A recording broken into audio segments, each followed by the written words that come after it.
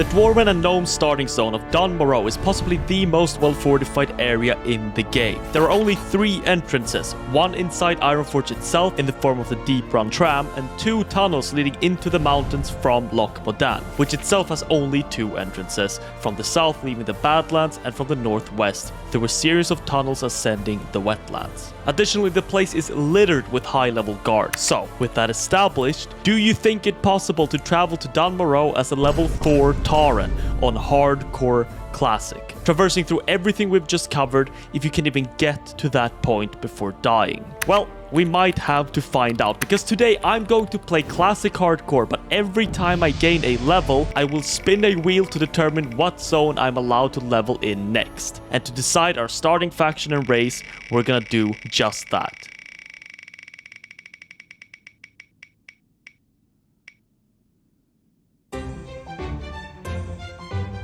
Say hello to Zoner 1. Rolling Mulgar is possibly the worst start for 2 reasons. 1, Horde is just objectively harder to play in this challenge. Mulgar and Durotar are linked through the Barrens, which is reasonably accessible through Ashenvale. And while Tirisfal Glades is perhaps somewhat tricky to reach, half of Silverpine Forest is home to Alliance-friendly NPCs. In contrast, Teldrassil is a tree out in the ocean, and we've already talked about Don Morrow. The only glimmer of light is Elwyn Forest, which is potentially accessible through Grom Gold. Reason number 2, Tauren are the only race unable to play as rogue, and having access to stealth in this challenge is an obvious benefit. Still, hunters do have ranged weapons, which is the only form of combat in the game that reliably can damage enemies far above their level. Spells are subject to resisting, and melee hits glance, miss, get parried, and dodged. Still, our path now is quite straightforward. I went to scout the zone in case there was any errant exploration XP that I did not want to receive after gaining a level, but it proved mostly fruitless, so I went back to the mesa to gain our first level, and it was time to roll the second zone. While obvious, it's quite paramount to lock our way into same faction areas at the early levels, because of the lack of available resources. But as we are making our way across the Barrens, let's talk about the ground rules for this challenge. Number 1, no killing enemies or questing unless it's in the rolled zone. 2, no excessive exploration outside of rolled zones. 3, no gathering profession outside of the rolled zone. 4, no intentional help from other players or alts. 5, no intentionally dying to farm good early games. And 6, the zones rolled will be within the available level range. Due to the nature of the challenge, sometimes it is impossible to avoid exploration XP, but in most cases you will avoid a significant portion by just sticking to the road, because the road is never a sub-area possible to explore. Additionally, at levels after like 4, exploration XP is so minor that unless we actively try, it will not lead to a level up. But in the edge case that it does, the rule is simply that we have to reach the zone before rolling a new one, and trust me, reaching the zone is most assuredly the difficult part. At the onset, I was optimistic about picking up flight paths as I went along, thinking it might help me traverse and speed up the challenge. Little did I know just how broke I was going to end up being. Apparently, spending minimal time actually questing and killing mobs and majority traveling does not leave you with unbound riches. The Barrens is generally pretty safe to travel through, because it's already intended for low-level Tauren to make their way north to the crossroads after reaching level 10. In Tirisfal, it's as easy as not falling off the Zeppelin, heading to Deathnell, killing a few things, then back to rolling.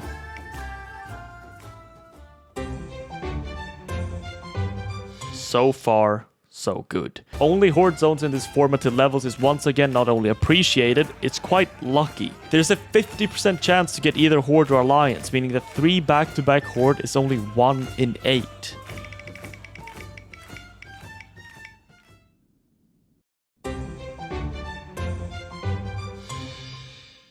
So, technically at this point, I don't even know if this challenge is possible if we roll Don Morrow. It could be the case that it's a 1 in 6 that the challenge just ends.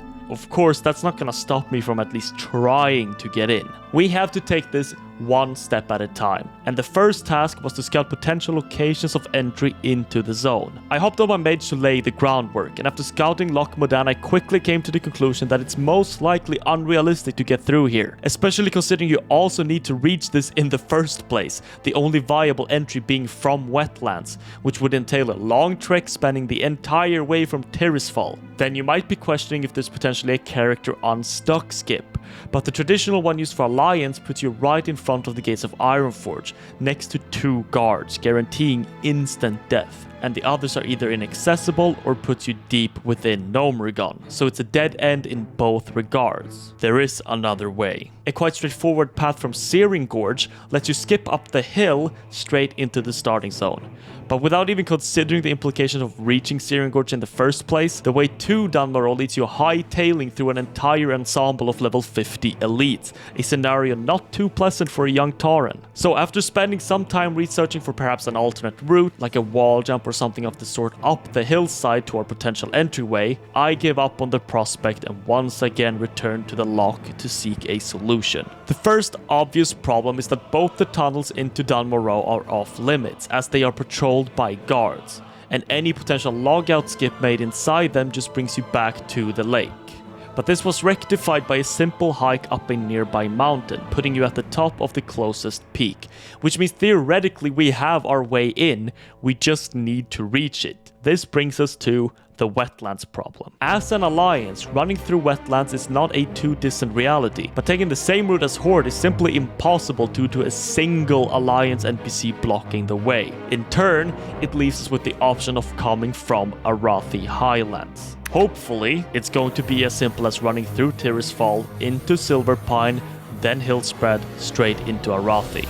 This would let us pick up flight paths along the way should we ever roll the zone again and need to make a second trip. Of course, it is never simple. At the very entrance of Hillspread lie 2 wildlife specimens that block our way into the zone. No matter what I tried, it was either certain death or a very high likelihood of, which is not great odds to bank on, especially since it won't be our first or last obstacle, and stacking probabilities is never a good idea. Now this leaves us with a very simple but arduous solution of just swimming around all of it. Something I desperately tried to avoid because it just takes a very long time, and it leaves us with 0 flight paths. It probably has the highest chance of working, but even considering that, there is no feasible entry into Arathi from the coast, and running through wetlands from that direction is off limits, but there is a way in.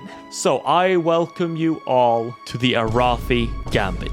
To start off, we simply start running from Tirisfal into Silverpine. Dodging some of the enemies along the way, we eventually reach the Sepulchre, where we descend down the cliffs into the water. The northern half of this coastline is infested with scary fish looking to feast on some wagyu, so we have to pay close attention to their patrol and retreat to the closest rock if it comes down to it. As the danger clears, we now embark on the 20-minute swim from Silverpine to the coast of Arathi. Along the way, there are some enemies in Hillspread to be wary of, but you can simply swim so far out as to not pose any threat. Now, to get up into the highlands, we have to use a trick familiar to some of you. In Falder's Cove, there is a small cave situated on the mountainside. That is our target. But to get there, we first need to swim through a reef infested with Naga. There is no other way around except for this one very specific path.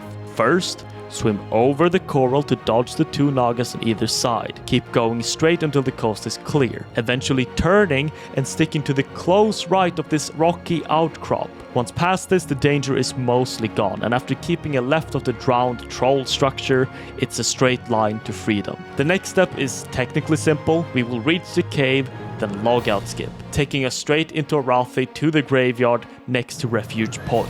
I did a quick retry of the path on my testing character, then logged in to the game on our Tauren.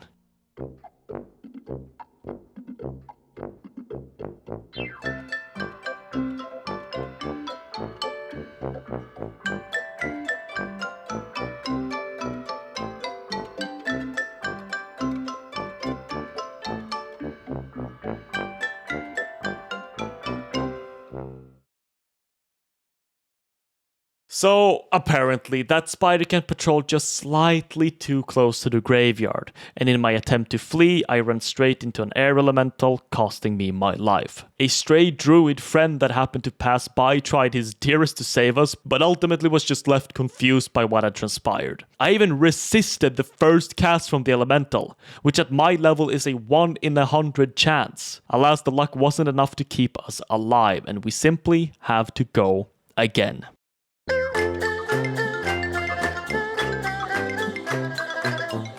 Rolling Night Elf is possibly the best scenario out of any race.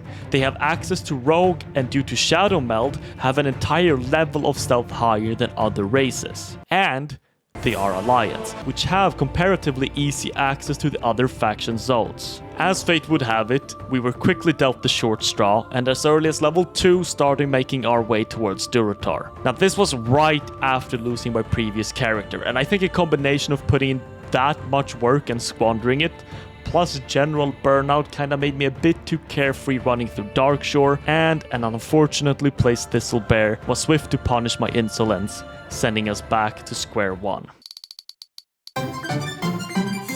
Honestly, while Tauren is probably objectively the worst race to get, I was still kinda happy to get a chance at redemption. And I really wouldn't have to wait long, as at level 2, we were already on our way back for revenge. This was going to be a scenario that due to my extremely low level, I would ding on my way over there. Which means I still have to reach the zone before rolling a new one, such that I don't get a free level out of it.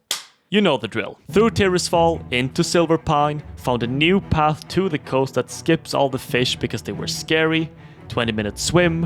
While swimming, I just wanted to apologize for the slight lack of videos, you know? But there's actually good reason behind it. For the last 2 years, I've been developing a game with my friend, which took up a lot of my time. And balancing that plus YouTube was quite tricky. But we won't have to worry about that anymore because the game is released. When we started developing, we thought it was gonna take around 3 months to finish, but it took 2 years. We had to spend that time to ensure the game turned out exactly how we first envisioned it. So if you got some spare time, please check it out. It's really fun and I'm also dead broke now, so I need it. Every single part of this game has been made by either my friend or myself. For example, I was responsible for creating every single art asset. So if you think it looks bad, you know who to blame. It's available on App Store and Google Play, which is good because it won't interfere with your WoW time.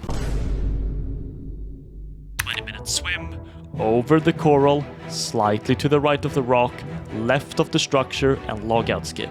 This time, if I pulled the spider, I knew to keep to the right, avoiding the elemental.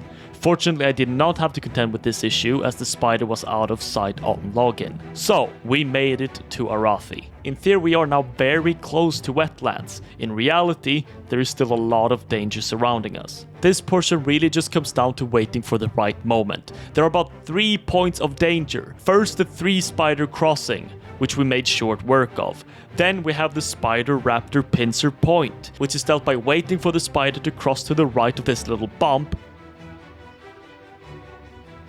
And finally, the Duo Raptor Punch, remedied by sticking close to the river. There is a failsafe here, which is that neither of these animals can swim. So in case of emergency, I can plunge myself into the waters and wait for them to reset, then try again. It was not needed, and we were already making our way across the span, connecting the 2 major landmasses of Eastern Kingdoms. The start of Wetlands is nary a challenge, only hindered by 2 crocs placed on either side of the road, which is something a little patience easily solves.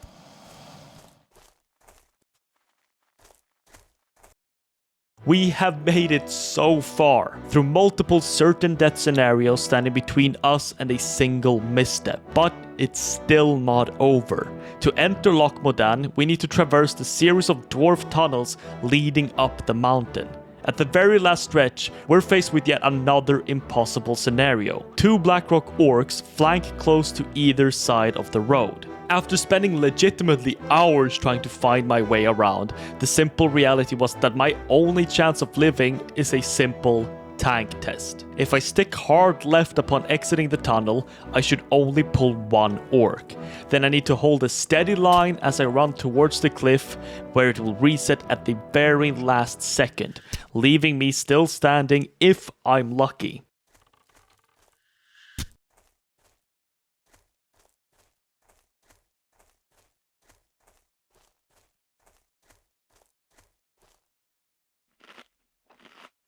Okay, not close at all. I also forgot that there's a dwarf guard patrol in this area, which I'm supposed to scout before I make the run, but all's well that ends well. The next tunnel marks a point of large significance because it's the first tunnel within the Loch Modan logout skip region. Which is to say, as we perform this skip, the next time we log in will be at the graveyard just on the border of Telsimar. This is the only time where I will enact the aid of another character, and that is simply to scout the patrols around the skip. There are 3 patrols we need to be wary of here.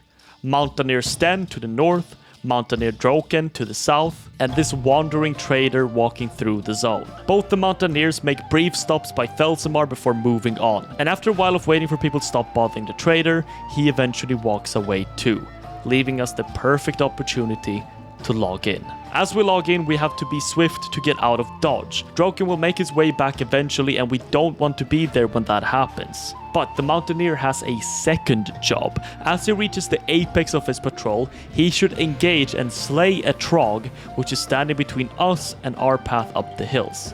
And while we're hiding in the mountains, Droken unknowingly executes our bidding. With him out of the way, the final piece of our puzzle and the end of the journey is a comparatively extremely simple jump up a few rocks until we eventually ascend into the Dwarven and Gnome starting zone of Dad Moreau. Holy shit. We did it! From here, we can traverse basically half the zone while staying above all of it. But as I said, once the zone is reached, all we have to do is roll the next one. And after this, hopefully an easy one at that.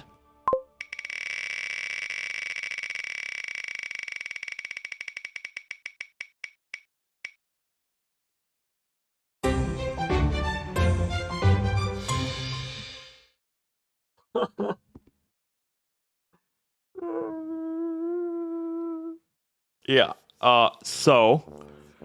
after all the ruckus about how Dad Moreau is super well defended with only 3 entrances and how it's in the mountains, well, then how about Teldrassil, a tree stuck literally in the middle of the ocean? Do you know how many entrances that has? 1! And it teleports you straight into the heart of their capital city. But look, I'm not gonna toy around too much with you here. I had a pretty strong inkling going into this that Teldrassil would be possible, despite how it may seem. Yes, if we had to take the Rutheran village into Darnassus, we would be guaranteed to die, but we're not going to. I spoke a bit previously about a little something called the Character Unstuck service. Basically, in Classic, this used to bring you to the front of your capital city, either Stormwind or Orgrimmar, but at some point, I don't really know the specifics as to when the service was changed to basically function like a logout skip. And after checking the skip zones around Teldrassil, there are multiple for us to take advantage of. After some testing, the Dolonar one instantly sends a guard on you, killing you in seconds. But the graveyard of Darnassus is surprisingly completely devoid of any sort of guards or NPCs. I guess they avoid putting creatures around spirit healers even in the off chance that the enemy faction has to use it. With that said, even if we know our way in once there, we still have to reach the place. Because of the minimal issue of it sitting in a large body of water, the only way of travel is by boat. All docks are inhibited by faction guards, and guards are one of the worst NPCs in the game to aggro. They move way faster than other NPCs and can call more guards to help them. We have to avoid pulling them at all costs. But even before attending that issue, we first have to reach Darkshore. And while traveling through Ashen Vale is actually quite a feasible task for Alliance, Astranar completely blocks the way through as Horde. I'm sure there's some sort of magic I could pull off to make the trek possible, but I have a better idea yet. Because I already have to contend with 1 boat, why not make it 2?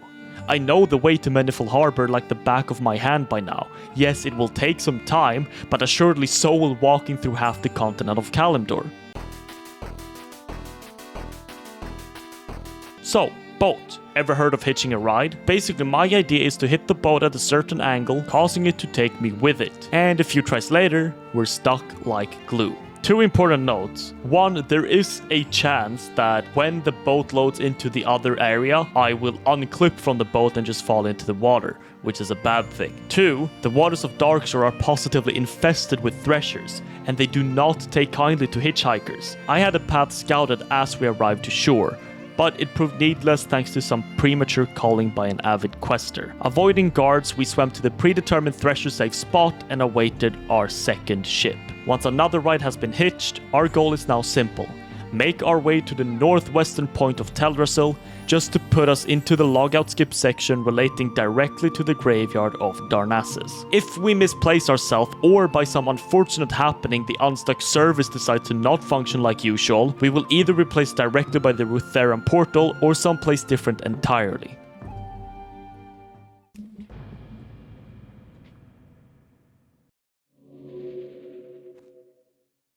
Alas, that was not the case, and everything went according to plan. A quick skip up the side of a route and a hill, we were inside Teldrassil, making us probably the first level 3 Horde character to ever do so on Hardcore. Challenge is not over yet, as we still need to gain a level. There simply aren't that many alliance we have to worry about here, as long as we stay clear of Dolinar. Yet, it is best to stick to the level 5 enemies to be completely safe. At this point, it struck me that dying to a random cat after going through all of this would be extremely funny, but I wasn't feeling all that comedic, and after all of that, we reached level 4 and it was time to roll a new zone.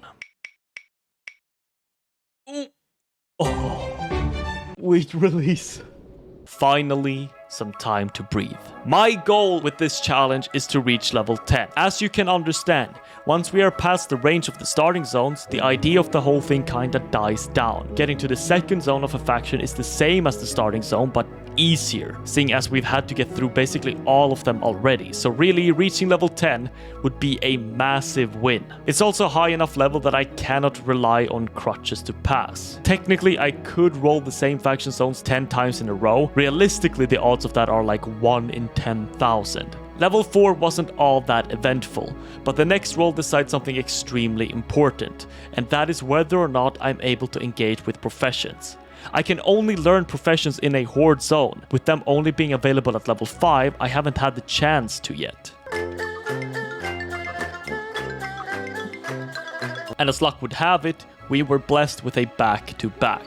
Thanks to this, we picked up herbalism and alchemy. Picking flowers is our first renewable source of getting money, as we can just pick some and sell to vendors, doing so without gaining XP. Moreover, it also gives us access to potions from alchemy, and as you know, having any extra health could be the difference maker. I spent an hour or two picking flowers, training my skills until eventually I felt satisfied, and dropped both of them. If you know me, you know that anything other than engineering is a complete waste of time, and it was time to rectify that. Are you bot? Rather, I am self-found. While target dummies are out of our reach at level 5, the reason for the season is a very nice gun, which severely increases our DPS output for the time being. And since we never know what enemies we might have to fight, extra damage is never bad. Feeling extremely strong and prepared, I finished up level 5, and it was time for another roll.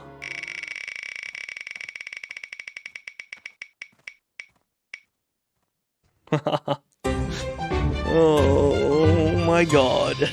Our old friend. Well, this time it's a bit different. With our new levels, new gear and supplies, the trek will be quite a bit less hazardous. Still dangerous, of course, but areas like Silver Pine and Wetland should prove quite manageable indeed. You know the drill by now. Terrace Fall, into Silver Pine, jump into the water by SFK, 20-minute swim, over the coral to the right of the rock, and...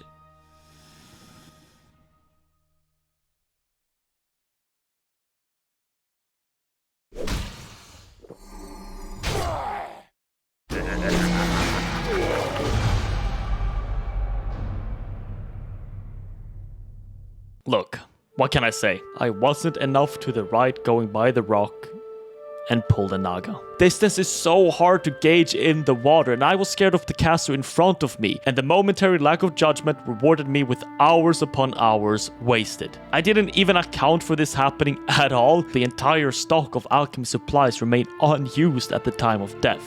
After all the hardships, this was not where I expected to fall. But such is the challenge, which means we roll again.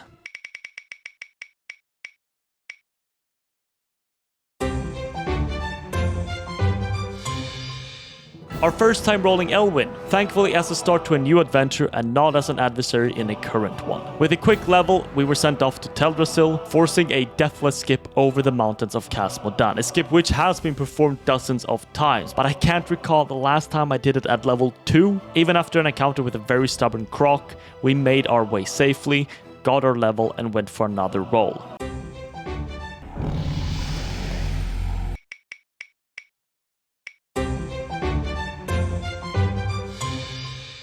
In a callback to our last Alliance adventure and its abrupt ending, we were once again traveling to Durotar. This time I was not going to let haste get the best of me and thoroughly scouted the environs ahead of time. Considering the distance, it's quite astonishing how I only managed to identify 2 danger zones along the entire stretch to Durotar.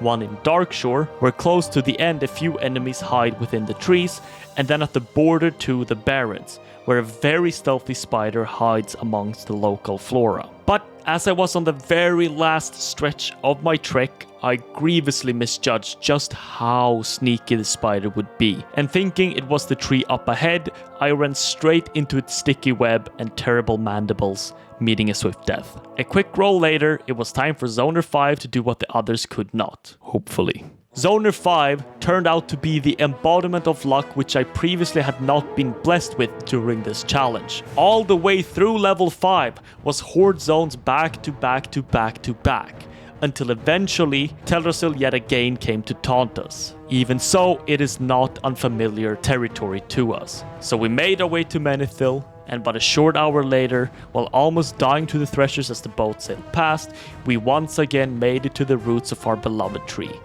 Do the skip, kill some enemies, and then we roll. From here on out, our luck continues to soar. In fact, it got to the point where I was actually worried about completing the challenge with naught but Teldrassil to show for it. For all this babbling about a 1 in 10,000 chance, it seemed to actually come to fruition. And yes, while we had fought hard to get here, ending on such a safe and sound note felt wrong. That is, until we hit level 9.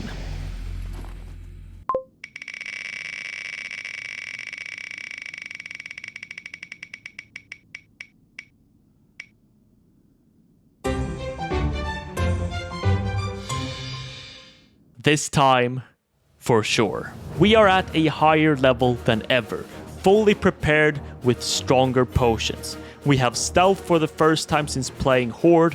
All the cards are in our favor. Now we just have to play them right.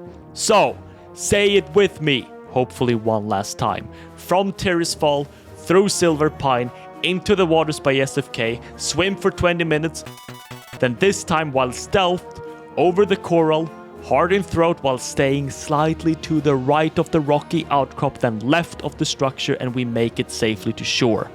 Log out skip while in stealth to hopefully avoid any spindly friends, then run as we log in. At this point, I was deathly afraid of everything. It felt like I had forgotten at what distance enemies aggro at, how the patrols path, and had lost all my confidence. Eventually, the coast cleared up and we made our way through Arathi, through the wetlands and into the tunnels to Loch Modan. Thankfully, it seemed like the scout blocking our path had been cleared out, and while he shouldn't have proven any problem whatsoever anymore due to our level and potions, it's still nice. Next, a quick logout skip and a scout on our main should lead us safe passage through the loch and up the hillside into the mountains of Dunmorrow. We had reached it. Unlike last time though, we are not done just yet, and we still have a whole level to gain. I decided that my final place, in one way or another, would be the Golbolar Quarry. It was now time to commence a very long 30-minute grind, relentlessly killing trogs. While some Alliance players were seemingly a bit confused to see me there, we progressed without much issue until an overwhelming dread punched me in the form of a yellow weapon on the funny armor man. There is simply no way for me to repair here, so alternatively I will have to gain the last few pieces of XP by punching, which is most likely impossible, or get dropped another dagger. Both options seemed unlikely, so our best bet was just to hope that our current dagger just wouldn't break. Still, I do not know why I doubt Zoner 5's luck after all this time, as we were blessed with a backup dagger just in case it goes downhill. And as predicted, eventually when half a bar away from leveling up, our dagger broke, which would have spelled disaster unless we got the backup. And with it, we could finish off the grind and finally, 4 dead characters later, reach level 10 on a horde nonetheless. And I know I never made it to a horde zone as Alliance, but don't you worry. To make up for that, I created an Alliance character and swiftly made my way to all 3 starting zones to prove it possible. And it was significantly easier, if I might add. Anyways, thanks for watching. See ya.